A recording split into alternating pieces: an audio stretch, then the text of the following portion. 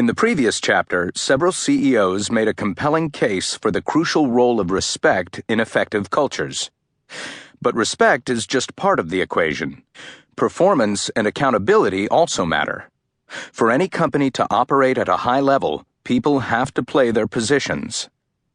Companies are like teams, and for teams to succeed, especially as the speed of business picks up, all the players have to deliver so that their colleagues can count on them.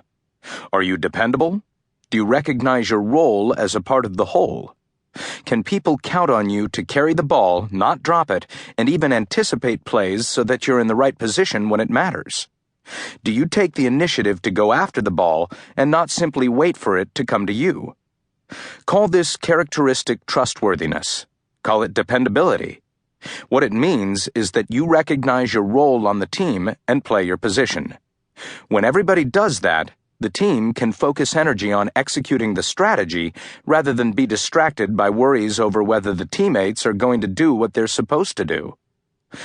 When companies can find the right balance, treating each other with respect while also setting clear expectations that everyone must play his or her role, the group becomes greater than the sum of its parts.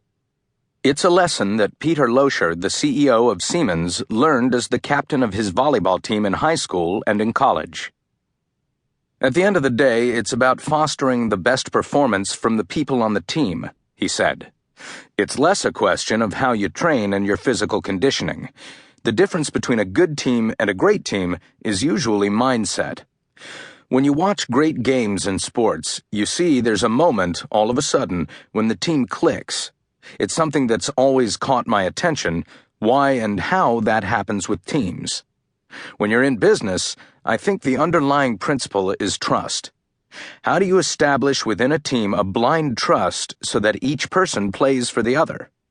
Business is about lining up a leadership team or a group of people and you rally them behind a cause or a certain direction. But the underlying strength is the trust within the team, so that you actually are no longer just playing individually at your best, but you're also trying to understand what you can do to make the team better.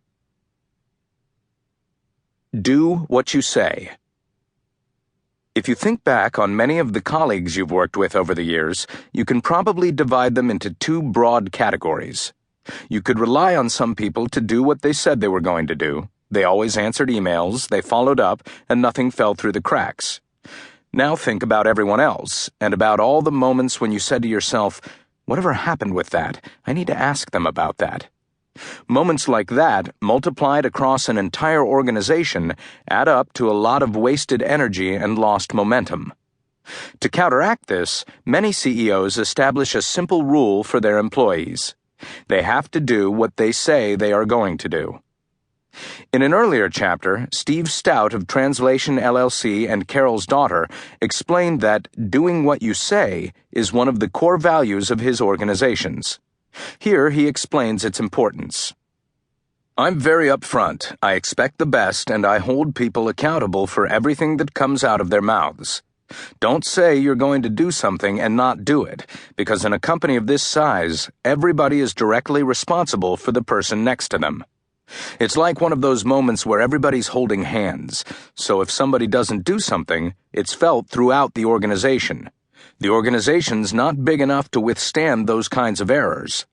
At big companies, that happens all the time, and it can take years before it starts to affect the bottom line. Small organizations have the benefit of being nimble, but the threat is that when one person catches a cold, everybody catches a cold." Shelley Archambault of Metric Stream uses a simple metaphor, "Who's got the ball?" to signal that she expects people to deliver on their responsibilities. When you're in sports and the ball is thrown to you, then you've got the ball and you're now in control of what happens next, which means you own it. So it's important to know who's got the ball. If you're in a meeting and you've had a great conversation and then everybody leaves, who has the ball? It becomes a very visible concept for making sure that there's actually ownership to make sure things get done. And it's one thing if you always catch the ball if people toss it to you. It's another thing if you are proactively going after that ball. As leaders, you've got to make sure that you're actually going after